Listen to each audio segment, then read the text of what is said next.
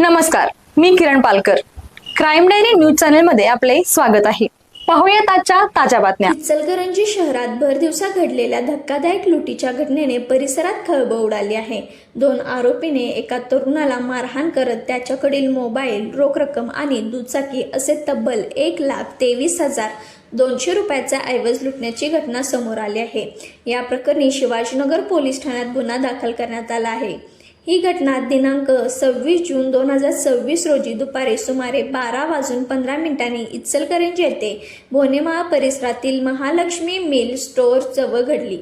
फिर्यादी ऋत्विक जिवाजी कोल्हे वय 25 राहणार इचलकरंजी हे आपल्या कामानिमित्त बाहेर पडत असताना आरोपींना त्यांना अडवले.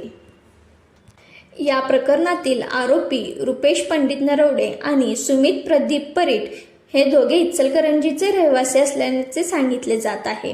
मिळालेल्या माहितीनुसार आरोपी हे निळ्या रंगाचे ॲक्सिस मोपेडवरून घटनास्थळी आले. आरोपींपैकी एका फिर्यादीने गळपट्टी धरून दमदाटी करत तुला माझी माहिती नाही का, माझ्या विरुद्ध कोणीही काही करू शकत नाही अशी धमकी दिली. त्यानंतर आरोपीने जबरदस्तीने फिर्यादीकडील 2 मोबाईल फोन हिसकावून घेतले.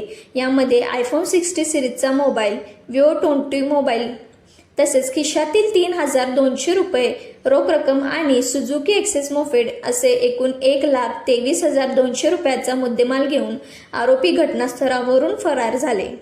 विशेष म्हणजे आरोपीने मोबाईलमधील बँक बॅलन्स तपासून रोख रक्कम काढून घेतल्याचाही आरोप फिर्यादीत केला आहे.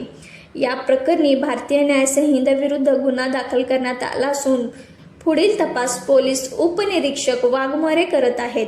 इचलकरंजी सारख्या गजबजलेल्या शहरात दिवसाढवळ्या घडलेल्या या लुटीच्या घटनेमुळे नागरिकांमध्ये भीतीचे वातावरण निर्माण झाले आहे.